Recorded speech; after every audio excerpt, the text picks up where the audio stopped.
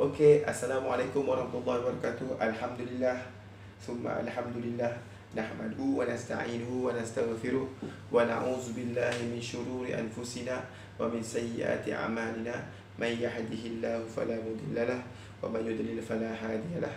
Wa asyhadu an la ilaha illallah wahdahu la syarika lahu wa asyhadu anna Muhammadan abduhu wa rasuluh. Amma ba'du.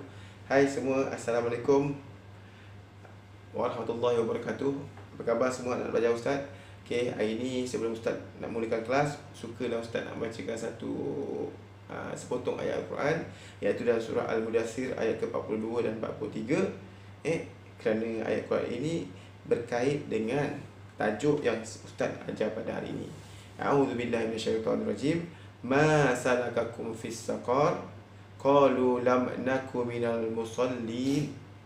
Setelah melihat orang yang bersalah itu, mereka berkata, apakah yang menyebabkan kamu masuk ke dalam neraka sakar ni? Lalu orang-orang yang bersalah itu menjawab, kami tidak termasuk dalam kumpulan orang-orang yang mengerjakan sembahyang, mengerjakan solat. Masya Allah. Jadi itu balasan orang yang tak mengerjakan solat. Balasannya apa? Mereka akan dicampakkan ke dalam neraka sakar. Jadi belajar-belajar, hari ni kita nak belajar tajuk apa? Jom kita tengok intro dulu.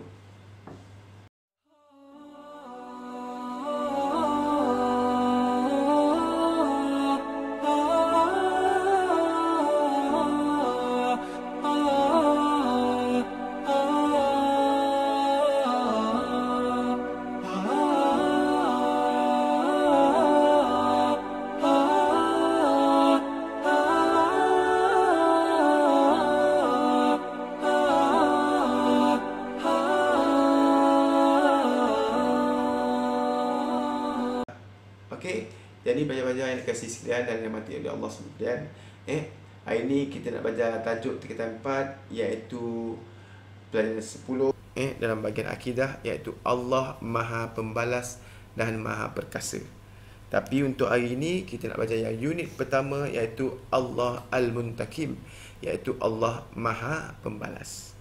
Tajuk ni kalau tengok dalam buku teks pendek aja, simple je. Jadi mungkin video kita ni tak panjang. Dan dalam tajuk ni, insya-Allah di akhir tajuk ni nanti kita akan ada sedikit latihan yang mana pelajar-pelajar boleh buat nanti dekat rumah. Okey. Kita pergi dulu maksud, iaitu maksud Al-Muntakim. Apa maksudnya? Iaitu nama Allah yang menunjukkan bahawa Allah Subhanahu Wa Taala Maha Pembalas dengan menimpakan azab terhadap orang-orang yang melampaui batas. Terhadap orang yang melampaui batas. Okey, dalil nakli nama Allah Subhanahu Wa Taala Al-Muntakim. Okey. A'udzubillahi minasyaitonirrajim. Fa imma nazhabanna bika fa inna minhum muntakimun. Okey. Surah Az-Zukhruf ayat ke 41. Ayat ke 41. Okey. Maksudnya apa? Maka kalaulah kami wafatkan engkau, sesungguhnya kami tetap menyiksa mereka. Jadi Allah kata, kalau kita Allah wafatkan Nabi Muhammad sallallahu alaihi wasallam pun, kalau kaum dia masih lagi mengingkar perintah Allah SWT atau membuat kemungkaran, maka mereka tetap disiksa oleh Allah SWT. Bersesuaianlah dengan nama Allah SWT. Allah SWT Al-Muntakim. Jadi kita nak baca ini Al-Muntakim ni salah satu nama Allah Asmaul Husna. Salah satu 99 nama Allah tu ada nama Allah yang bermaksud yang bunyi Al-Muntakim, yang bermaksud Allah Maha Pembalas. Okey, kita pergi tengok kefahaman mengenai nama Allah SWT Al-Muntakim. Yang pertama, Allah SWT memberi pembalasan dengan siksaan neraka terhadap orang yang menolak peringatan Al-Quran. Allah Subhanahu Wa Taala berfirman dalam surah As-Sajdah ayat ke-22, A'udzubillahi minasyaitonirrajim. Wa man azlamu mimman zukkira bi ayati rabbih thumma a'rada anha inna minal mujrimina muntakimun. Yang bermaksud, dan tidak ada yang lebih zalim daripada orang yang diberi ingat dengan ayat-ayat Tuhan, kemudian ia berpaling daripadanya, yakni dan tetap mengingkarinya, sesungguhnya kami tetap membalasnya. Masya Allah. Allah malas Kita ingat tu, kalau kita nak buat kemungkaran, kita ingat Allah Al-Muntakim, Allah yang Maha Pembalas. Takut besok kita akan dapat balasan besok di akhirat, di neraka besok, dengan apa kemungkaran yang kita telah lakukan di muka bumi Allah ni. Masya Allah. Na'udzubillah. Kita tak jauh lah Okey, yang nombor 2, itu yang pertama tadi. Yang pertama, dalil kefahaman mengenai tentang nama Allah Subhanahu Wa Taala Al-Muntakim.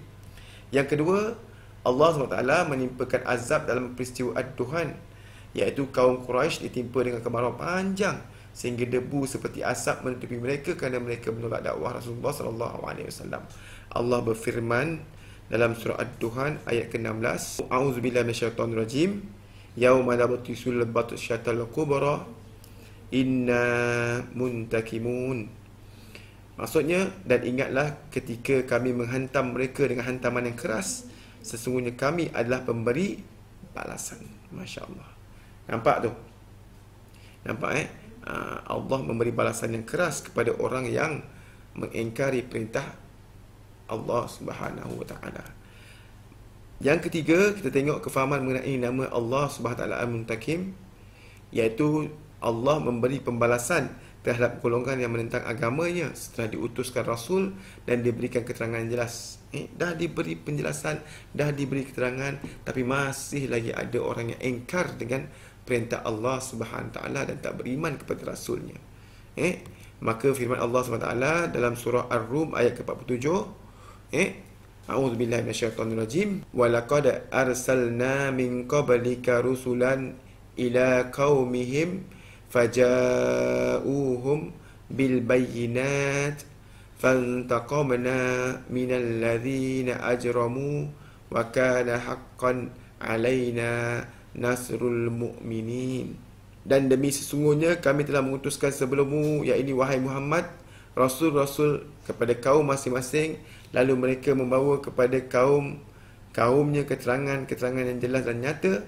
Kemudian kami menyiksa orang-orang yang berlaku salah mengingkarinya, sememangnya adalah menjadi tanggungjawab kami menolong orang-orang yang beriman. Surah Ar-Rum ayat ke-47. Jadi kat sini jelas Allah dah utuskan rasul kepada satu kaum, tapi terdapat kaum itu mengingkari perintah Nabi dan Rasul pada ketika itu, maka Allah turunkan balasan yang jelas ataupun sisaan jelas kepada kaum tersebut.